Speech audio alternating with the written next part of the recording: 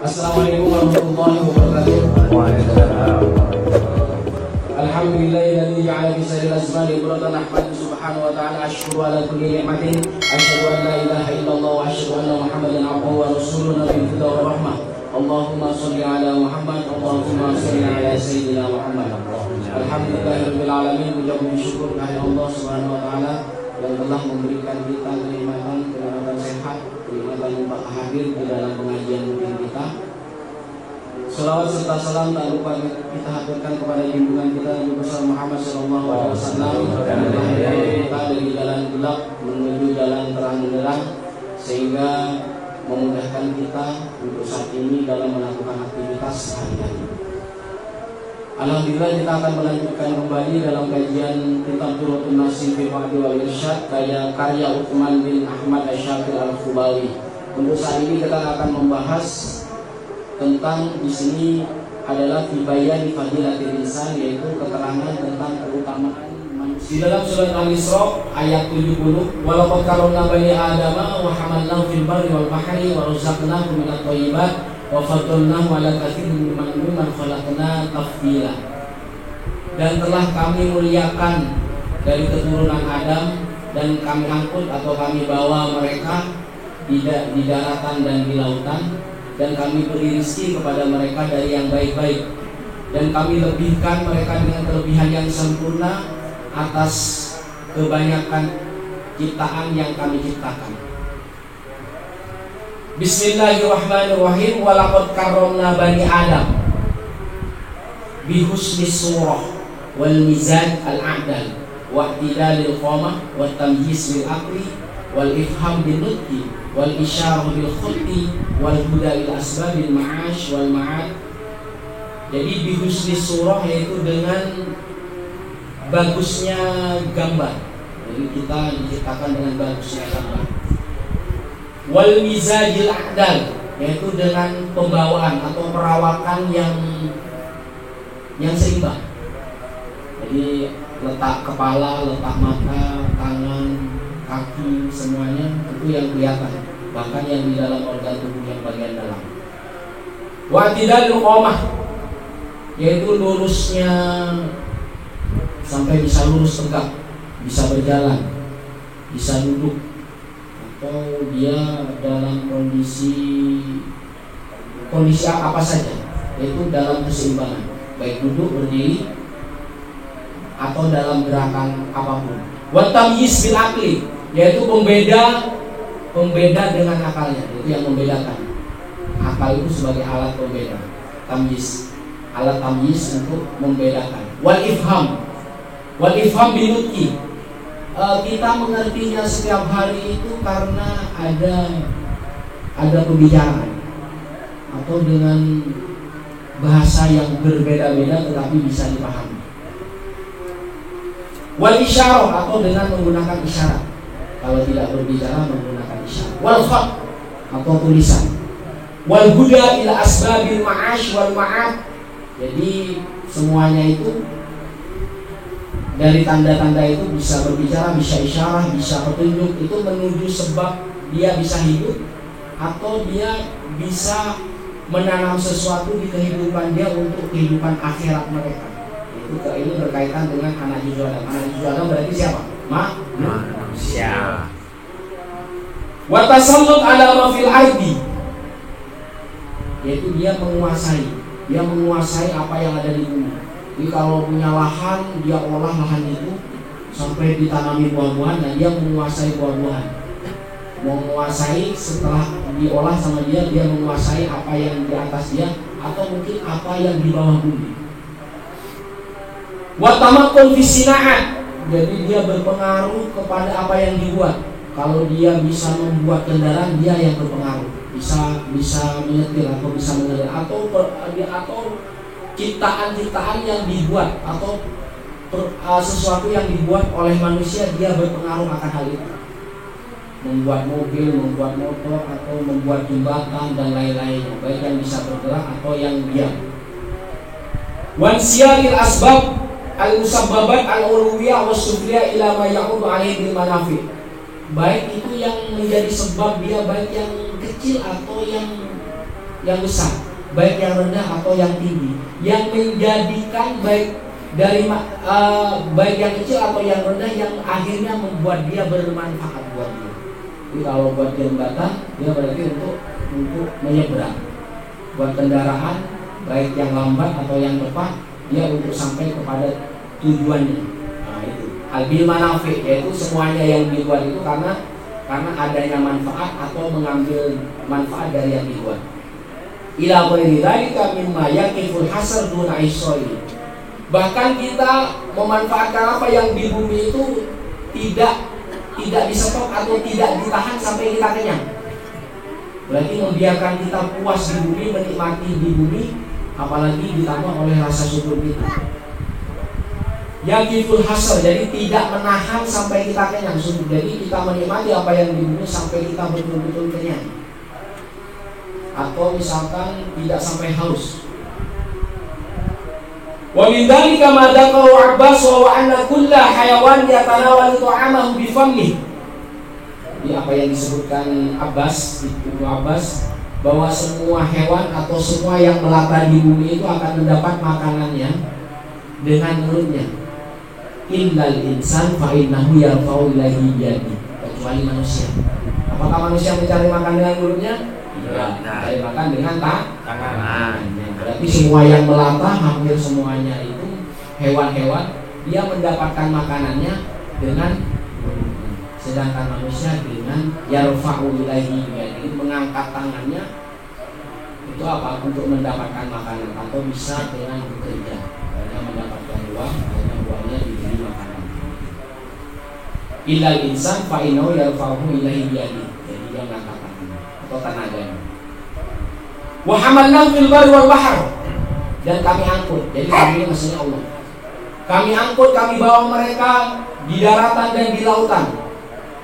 Mereka kuat, mereka berkuasa bukan hanya di darat saja, bahkan di lautan. Berarti kita mengambil manfaat bukan hanya di darat saja, bahkan di lautan kita mendapatkan manfaat juga. Alat dawabi wasufun.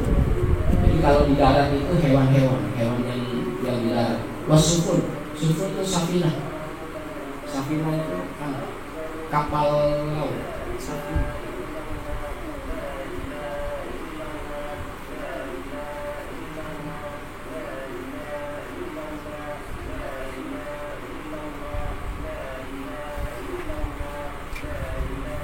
Jadi manusia itu berkuasa bukan hanya di darat saja, sampai Allah beri kekuasaan sampai di laut.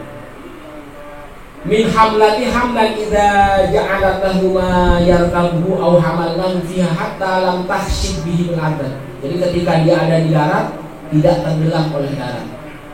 Atau ketika mereka berada di atas air, tidak tenggelam oleh air karena ada kapal laut. Sehingga dengan Allah bawa dia ke darat dan ke laut, manusia itu menjadi jaya, menjadi perkasa dari makhluk lainnya.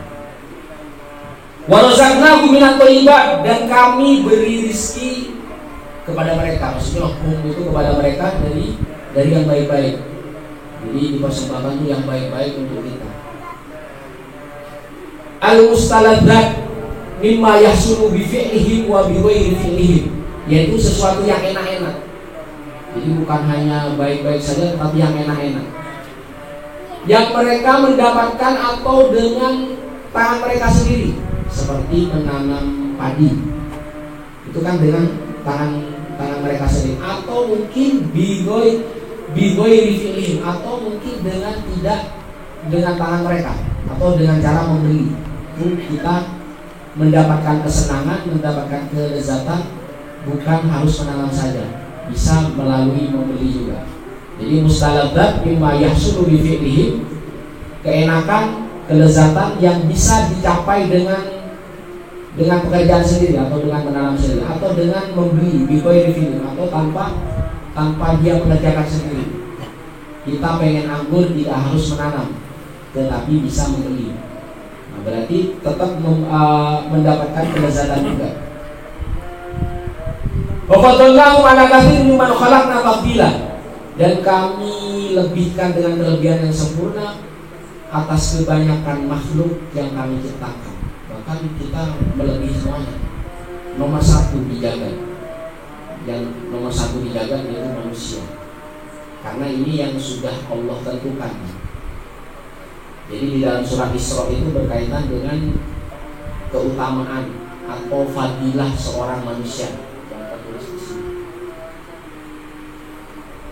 Berarti kalau berkaitan dengan manusia itu berkaitan dengan Nabi Adam atau anak cucunya sampai hari ini. Wa fadalnahu ala katsirin man khalaqna tafdila bil ghalabah wal istila. Maksudnya itu bil ghalabah itu dominan. Peran manusia di bumi dan di laut itu sangat dominan, sangat besar. Wal istila, istilah itu dia bisa menguasai di bumi dan menguasai di laut. Au bisyaraf wal karomah, atau bukan hanya tentang dominan atau penguasaan, tetapi kemuliaan juga. Bisyaraf wal karomah, kemuliaan. Wal mustafna jinsul malaikat, kecuali pengecualian itu dari jenis malaikat. Awil khawas ini yang di ayat 70 ini surat Isra ini secara umum, manusia umum. Manusia umum pun dimuliakan seperti itu. Jadi yang di sini wal mustafna. Jadi yang pengecualian yaitu dari jenis malaikat atau orang khawas, yaitu orang yang khusus. Orang khusus itu seperti nabi, rasul kalau dulu, kalau sekarang itu wali, kalau khawas gitu. Orang yang umum aja, meskipun orang awam, orang bodoh, yang namanya dia hidup di dunia, pernah hidup di dunia, itu Allah karomna, Allah muliakan juga, sehingga dijamin rizkinya, makan dan minum. Jadi bukan hanya penguasaan di bumi, di darat dan di laut, sampai kemuliaan. Nah di sini pengecualiannya wal mustafna jinsul malaikah, yaitu jenis malaikat dan atau khawas itu atau orang yang istimewa dari mereka. Bahkan orang yang paling rendah, misalkan orang yang tidak sekolah, orang bodoh, itu Allah muliakan juga. Ruwiya an Amr bin Ka'ab wa Abu Hurairah radhiyallahu ta'ala anhuma dakhala 'ala an-nabiy sallallahu alaihi wasallam faqala ya Rasulullah man a'lama an-nas. Jadi Amr bin Ka'ab dan Abu Hurairah itu bertanya kepada Rasulullah, wahai Rasulullah, siapa manusia yang paling alim, yang paling banyak mengetahui? Qala al-aqil. Rasulullah menjawab, yaitu orang yang berakal. Qala, jadi Amr bin Ka'ab dan Abu Hurairah bertanya lagi, man a'badan nas? Siapa orang-orang yang banyak mengabdi? Qala al-aqil. Jadi Rasulullah menjawab orang-orang yang berakal. Mereka berdua bertanya lagi, man afdhalun nas? Siapa orang yang paling mulia, yang paling dimuliakan? Qala al-aqil, yaitu orang yang berakal. Jadi Rasulullah menjawab 3 kali itu orang yang berakal. Likulli syai'in alatun wa alatul mu'min al-aqlu. Jadi segala sesuatu itu, setiap sesuatu itu adalah punya alat. Alatnya orang beriman itu apa? Akalnya. Jadi akalnya orang beriman itu adalah akalnya. Walikulli qaumin ro'un itu adalah penggembala atau pemimpin. Wara'il mu'min al-aqal. Jadi penggembala, penentu arah seorang mukmin adalah akalnya. Karena setiap kaum itu punya pemimpin. Jadi kalau istilah di sini penggembala itu maksudnya di sini pemimpin. Dan pemimpinnya orang beriman atau penggembalanya orang beriman adalah akalnya. Walikulli qaumin ghayatun wa ghayatul ibadi al-aqlu. Jadi setiap kaum itu punya arah atau tujuan, dan petunjuk arahnya seorang hamba itu adalah akalnya. Selanjutnya, an Aisyah radhiyallahu anha qalat, dari Aisyah Al-aqlu asyratu ajza, khamsatun minha dhahira wa khamsatun minha batinah. Akal itu ada 10 macam. 5 yang kelihatan dan 5 yang tidak kelihatan. Dhahira yang 5, kemudian ada yang tidak kelihatan, ada 5. Jadi semuanya 10. Amma dhahiru fa awwaluha, yaitu yang 5 yang dhahir, yang kelihatan. Itu yang pertama adalah as-sumtu, diam. As-sumtu, yaitu diamnya seorang mukmin. Maksudnya diam itu sesuatu yang tidak berguna bagi dia tidak akan berbicara. Berarti berbicara itu yang berguna saja. Mengumpat, menghina, atau mencaci maki itu tidak berguna. Atau bisa jadi pertengkaran, dia lebih memilih tidak bertengkar, menghindari dari pertengkaran itu. Itu namanya as-sumtu, diam. Wathani, yang kedua, al-hilmu, yaitu sabar. Hilmu, halim. Halim apa halim? Sabar. Bisa penyantun. Abdul Halim, hamba yang penyabar, yang penyabar. Itu yang kedua. Wathani, yang ketiga, at-tawadu. Jadi tawadu apa? Rendah hati. Man tawadha Allah wa man taqabbala wada'ahu. Barang siapa yang merendahkan hatinya, Allah akan angkat dia. Dan barang siapa yang sombong, maka Allah merendahkan dia. Itu yang ketiga. Yang keempat, warabi, al-amru bil ma'ruf wan nahyu 'anil munkar, yaitu menyuruh yang baik dan melarang yang buruk. Itu yang keempat. Wal khamis, al-amalu sholeh, yaitu mengerjakan sesuatu yang baik-baik. Al-amalu sholeh, karena al-amal sholeh ini yang akan sampai kepada kita meskipun kita meninggal dunia. Wa amal batinah, adapun 5 macam tadi, akal, macam dari akal itu yang tidak kelihatan. Ini 5 yang tidak kelihatan. Fa awwalu at-tafakkur, yang pertama jenisnya atau macam akal itu seperti yang tadi, al-akal itu terbagi menjadi 10 ya. 10, 5 yang kelihatan dan 5 yang tidak kelihatan. Sekarang 5 yang tidak kelihatan. Fa awwal at-tafakkur, orang yang selalu bertafakkur. Apa artinya tafakkur? Selalu berpikir yang baik, selalu berpikir tentang ibadahnya, selalu berpikir akhiratnya, selalu berpikir dunianya sebagai ibrah, bukan kecintaan yang berlebihan. Watani yang kedua, al-ibrah. Nah, ini al-ibrah, mengambil ibarat. Mengambil ibarat itu mengambil perumpamaan, mengambil pelajaran. Bahkan ada musibah di terjadi di orang lain menjadi ibarat, menjadi pelajaran buat kita. Jangan sampai musibah itu terjadi ke diri kita, sehingga kita dengan melakukan ibrah tadi itu berhati-hati. Wasalih, yang ketiga, istidhamud dzunub, yaitu membesar-besarkan kesalahan. Maksudnya mengingat-ingat kesalahan kita. Mengingat-ingat kesalahan kita agar apa? Mengingat-ingat kesalahan maksudnya itu mengingat agar kita selalu diampuni dan tidak akan mengulangi lagi.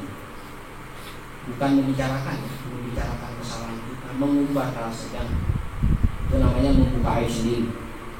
Maksudnya di sini istidhamud dzunub itu menjadi pelajaran. Saya dulu seperti ini, saya dulu berbuat seperti ini. Nah, itu terus menjadi pengingat kita.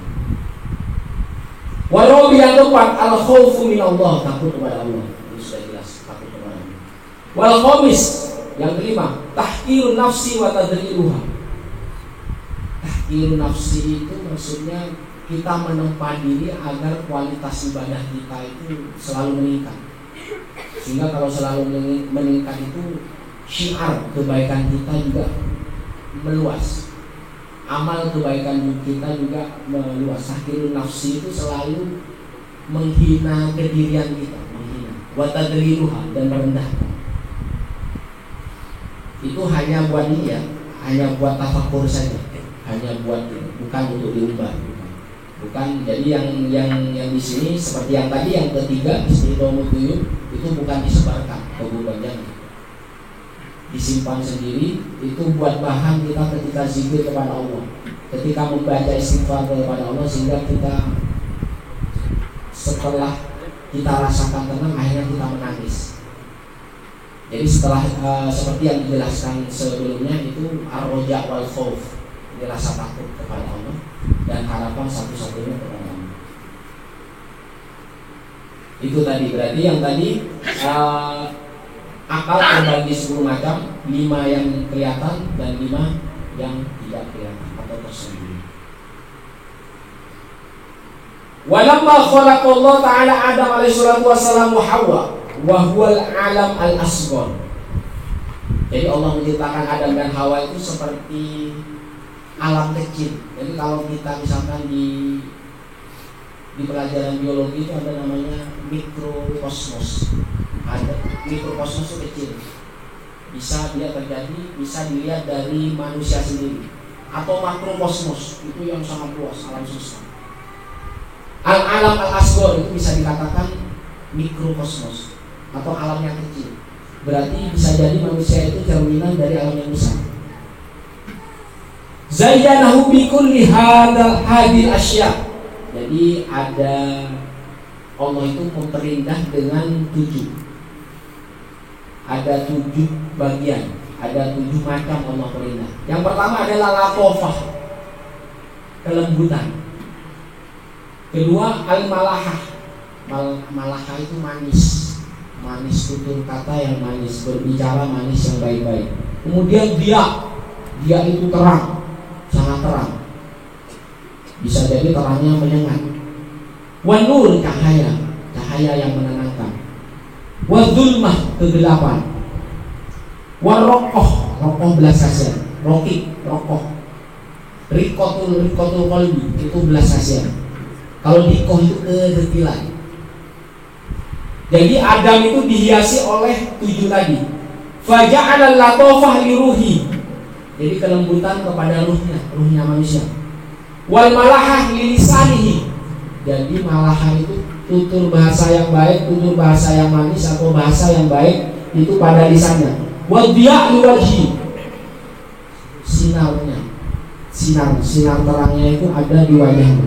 Wan nur li ainihi, cahayanya di matanya. Wa dzulmah li sya'ri, kegelapan ada di rambutnya. Wa raqah atau riqah li qalbi, raqah itu kelemah lembutan, li qalbi, riqatul qalbi, kelemah lembutan atau belas asih atau belas kasihan ada di hatinya. Wa diqah li sirri, diqah itu kedetilan atau kerincian, itu ada di rahasianya kan detil dan rinci, hanya kita yang tahu. Itu ada 7 ya. Fakana al-insan ahsana min kulli syai'in kama qala Allah Ta'ala fi ayyi suratin ma syaa raqabah. Jadi adalah manusia itu sebaik-baik segala sesuatu. Jadi semua ciptaan Allah yang paling baik ciptaannya hanya manusia, yang paling unggul. Fi ayyi suratin ma syaa raqabah, di dalam surat Al-Fitor. Jadi dalam semua bentuk, dalam semua gambar yang dia kehendaki Allah menyusun tubuhnya. Allah susun tubuh kita sehingga menjadi ciptaan yang seimbang. Seperti tadi kelembutan, tutur bahasa yang lembut, kemudian welas asih ada di dalam hati, kemudian ada ketelitian, ada kedetilan, ada di rahasia kita yang disebutkan tadi yang kedua. Allah ciptakan itu, Allah susun dengan baik. La niza'a fi anna al-anbiya alaihi salatu wassalam afdalu minal malaikati as-sufliyah atau as-safliyah, rendah. Tidak ada pertentangan bahwasanya para nabi itu lebih afdol atau lebih mulia, lebih unggul dibandingkan malaikat yang paling rendah. Itu enggak ada pertentangan, itu pasti. Itu secara masyhur atau secara jumhur atau pada umumnya para nabi itu dominan atau lebih unggul dari malaikat yang paling rendah. innaman niza fil malaikati al-uluwiyah. Yang jadi pertentangan, perbandingan manusia itu dengan malaikat yang kelas tinggi, al-uluwiyah as-samawiyah, yaitu yang kelas tinggi yang berada di langit. Faqala aktsarus sahabah al-anbiya alaihi salatu afdalu wa alaihi syiah wa halul malak. Jadi ada pertentangan, apakah derajat manusia itu lebih tinggi daripada malaikat. Cuman yang paling masyhur kalau malaikat yang kelas rendah ya. Cuman ada pertentangan, apakah dengan malaikat yang kelas tinggi lebih unggul manusia atau tidak. Tapi di dalam Al-Quran kalau pendapat saya itu lebih unggul semuanya, baik dari malaikat paling tinggi. Ya kalau dibandingkan dengan Rasulullah, lebih unggul mana? Malaikat Jibril sama Rasulullah? Rasulullah. Karena Rasulullah dari jenis manusia. Bahkan waktu penciptaan pertama, siapa yang disuruh sujud? Malaikat disuruh sujud. Malaikat yang disuruh sujud kepada Adam, yaitu Adam dari jenis manusia. Bahkan Rasulullah dari jenis manusia. Jadi perbedaan pendapat itu wajar saja. Tetapi ini ditentang atau diberi alasan bahwasanya secara umum manusia itu lebih unggul dari semua makhluk, bahkan malaikat yang paling tinggi, bahkan malaikat yang berada di langit. Wahtaja ashabuna biwujuhin, jadi berhujjah para sahabat itu. Yang pertama, hujah yang pertama bahwasanya manusia itu lebih unggul dari malaikat, mesti malaikat dengan derajat yang tinggi, yaitu pada ayat wa idh qulna lil malaikati isjudu li Adam. Itu ketika dikatakan kepada kita atau disuruh kepada malaikat untuk bersujud kepada Adam. Jadi malaikat disuruh bersujud kepada Nabi Adam. Adam jenis manusia. Fa umiru bisujudi li Adam. Wa umirul adna bisujudi lil afdal. Berarti kenapa malaikat disuruh sujud ke Adam? Berarti menunjukkan bahwasanya Adam lebih tinggi daripada malaikat. Berarti yang rendah bersujud ke yang lebih tinggi secara logika. Umirul adna, yang paling rendah disuruh sujud lil afdal, berarti yang lebih tinggi atau yang lebih mulia. Wasabiq ilal fahmi, itu menunjukkan bahwasanya kita paham yang berarti yang rendah bersujud kepada yang lebih tinggi. Sesuai dengan wa idh qulna lil malaikati isjudu li Adam. Itu ketika dikatakan kepada kita lil malaikati, untuk para malaikat, menyuruh kepada malaikat ini bersujud kepada Adam. Kemudian wa 'allama Adam al-asma' kullaha. Adam itu diberi ilmu, diajarkan langsung oleh Allah untuk tahu nama-nama semuanya. Wa 'allama Adam, Allah yang mengajarkan Adam nama-nama semuanya. Ini gunung, ini sungai, ini pohon, semua Allah. Jadi karena Allah yang mengajarkan, akhirnya Adam menjadi tahu. Tahu itu namanya alim. Berarti yang lebih tahu, yang lebih alim itu tadi. Karena malaikat tidak tahu banyak, Adam lebih tahu banyak, berarti malaikat bersujud kepada Adam. Itu bedanya. Jadi alasannya itu bahwasanya manusia lebih tinggi dari malaikat itu. Subhanaka la ilma lana illa ma 'allamtana innaka antal alimul hakim. Jadi maha suci Allah, kata malaikat nih, kita tidak punya ilmu kecuali apa yang engkau ajarkan kepada kita. Innaka antal alimul hakim, sesungguhnya engkau yang maha mengetahui lagi maha bijaksana. Berarti ilmunya malaikat itu masih terbatas. Ilmunya masih yang Allah ajarkan. Tetapi Adam tahu semuanya nama-nama. Wa 'allama Adam al-asma' kullaha. Jadi ini hujahnya bahwasanya manusia itu lebih unggul daripada malaikat, bahkan malaikat yang paling tinggi, bahkan malaikat yang berada di langit, al-uluwiyah as-samawiyah. Fa innahu yadullu ala Adam alaihissalam alimal asma' kullah. Bahwasanya Adam itu menunjukkan tahu semuanya. Walam ya'lamuha sedangkan malaikat tidak mengetahuinya.